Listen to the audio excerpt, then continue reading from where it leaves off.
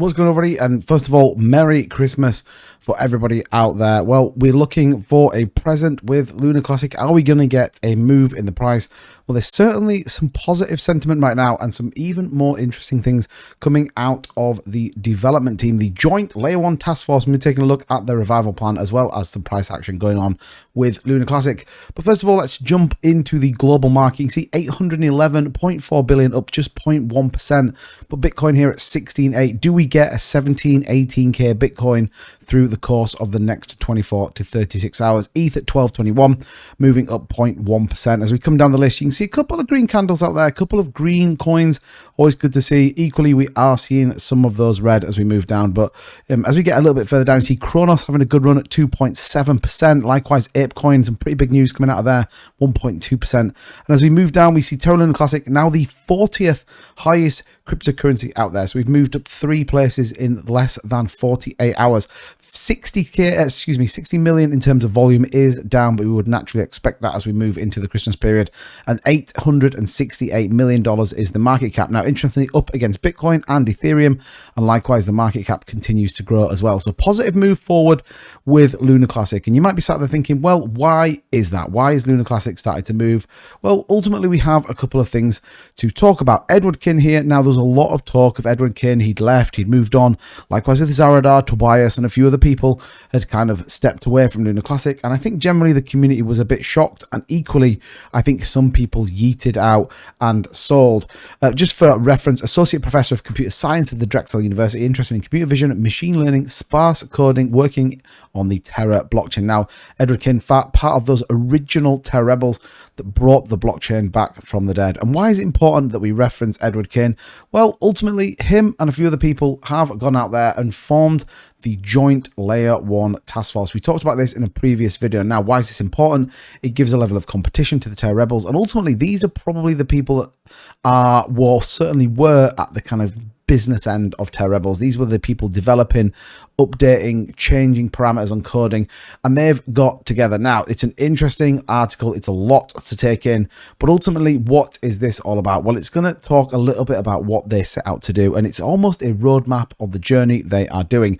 It says, a joint Layer 1 task force in recognition of the maintenance updates required for Lunar Classic blockchain. I propose that the Lunar Classic community contracts several experienced blockchain developers to complete the required updates to upgrade to stabilize the Layer 1 layer at the height of Terra. Terraform Labs had a team of 6 to 8 senior Layer 1 blockchain developers. With this level of support, developers could focus on innovation in addition to security and maintenance. Now, it's important to reference here, contract. This means they are on contract to deliver certain parameters or certain deliverables on the blockchain. That comes with a salary. It comes with an expectation. Just as people work in supermarkets or whatever, it comes with it. It goes on to talk a little bit around additional support of parameter change updates, relays, centralized exchange coordination, innovative chain proposals, and community educational materials have also been delivered by these individuals. So you sort of get a view for what they are. Now, again, I'm not going to go through every single shred of article because this would be about a 20-minute long video, but Q1 in January 2023. Looking forward to the new year.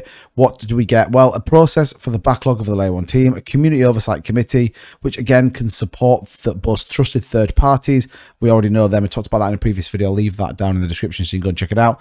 The possibility of introducing upgrade handlers, the state of our current version map, working on Genesis imports, the anti and send 50% of burn tax to the community pool, 50% to the treasury wallet. Now, we know there's a lot of debate currently about that 150k that basically turned into a pay the developer mods, etc.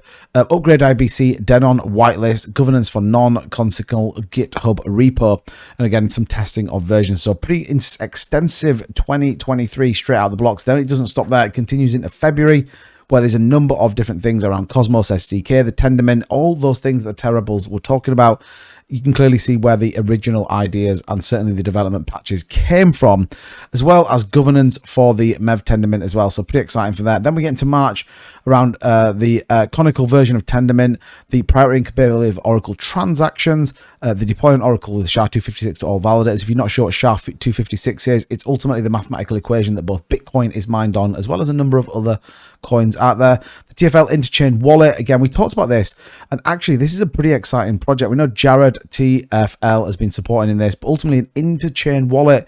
It says develop potential solutions to Batch32 problem at the wallet level and present multiple solutions to the TFL, so we don't completely cut ties with them, which I think is important.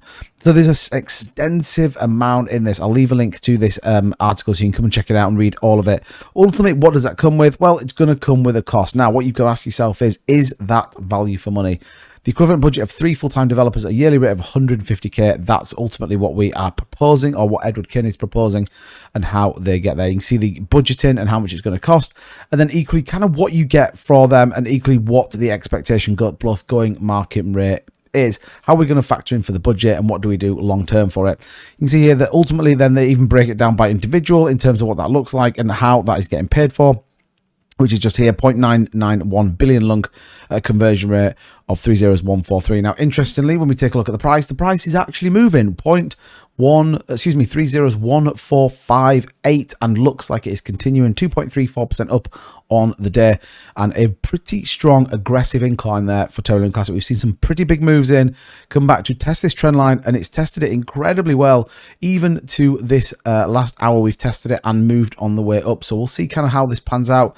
But certainly feels like there's some sentiment going into Terra Luna Classic right now. Certainly feels like we're starting to move back into that kind of that kind of April, May, June time, where we just saw a very good run in terms of Terra Rebels. In terms of community support, a lot of people liking Edward Kin. They are trusted individuals, in my opinion. Edward, Tobias, all those guys, been there from the start, ultimately have done a lot for the chain. They did it for free, and that, in my book, goes a long way for somebody's credibility. So we're going to have to wait and see what happens, but certainly an interesting revival plan. Joint Layer 1 Task Force feel like they're aligned, feel like they've got the community at heart, and they feel like they really want to make this blockchain work.